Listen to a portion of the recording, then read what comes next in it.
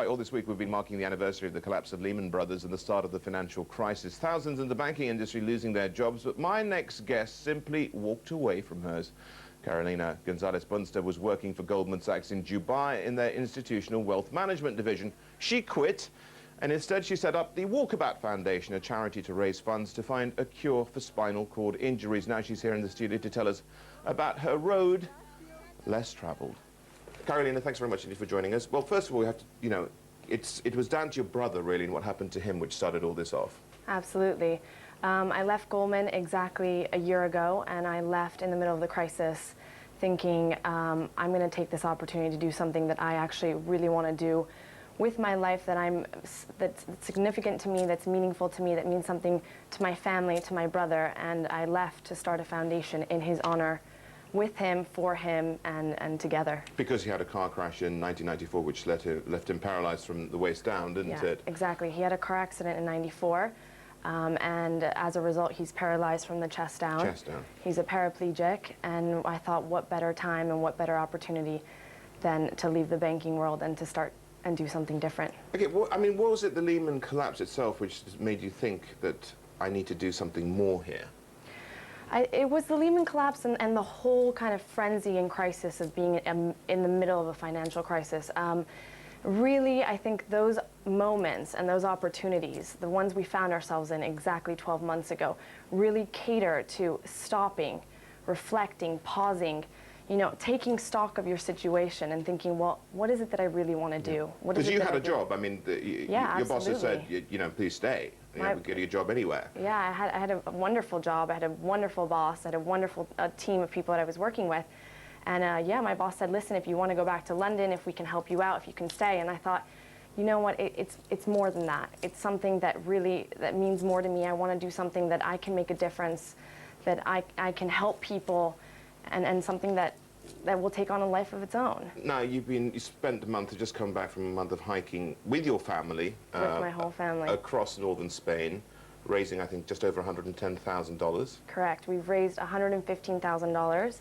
Incredibly proud of it. We've just come back from a grueling, intense month, 31 days of walking and hiking, 30 kilometers a day. My brother on a hand cycle, pushing and propelling his body and the weight of his body with just the strength of his arms. Well, there you are. There I am. And yeah, I did it with my mom and my younger brothers and my father and friends and family and cousins that joined us along the way. So how was the walk itself? How grueling was it? The walk was absolutely amazing in every sense of the word, but also incredibly intense, incredibly difficult, incredibly tiring. It was not only a physical journey, but also an emotional, a spiritual, and a personal journey. And it really was just a test of pure stamina, endurance, and commitment. And we're so committed to this cause. We really hope that one day my brother will be able to do the Camino de Santiago on his 2 feet, and it this is the tour between Camino and Santiago. Yeah, that's where it went. Exactly. It's a historic trail, isn't it? It's a historical pilgrimage route. It starts on the border of the south of France, going into Spain. We started in Biarritz. We went to Irún, a small town called Irún. From Irún, we took off, and it was 31 days of grueling physical activity, but it made it all the more worthwhile when you see my brother pushing himself, propelling the weight of his bicycle, which weighs 50 pounds, and his own body's weight with just the strength of his arms.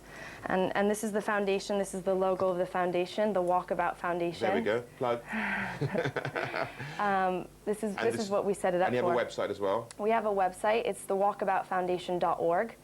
And we've come a long way, and we're really making a difference in a short amount of time. So I'm very proud and very happy. You're committing yourself in the future as well. What do you do next after this to make this charity work? So I have to say this is my full-time job now. Although I'm new at nonprofits and nonprofit management, I decided to apply for an MBA at Oxford University, and I will be attending starting in 2 weeks' time. It's an MBA focused on nonprofit management through the School Center for Social Entrepreneurship at the Said Business School. And that will teach me to start the nonprofit, manage the nonprofit, how to think of the funds, how to distribute them, how to grow them. Do I think of it as an endowment, etc. And going forward, we hope to have an annual walk every year in a different continent. 10 seconds. What is there anything you miss from banking? I miss the teamwork. I miss the people. I'm on my own here. It's me and my brother, and that's it.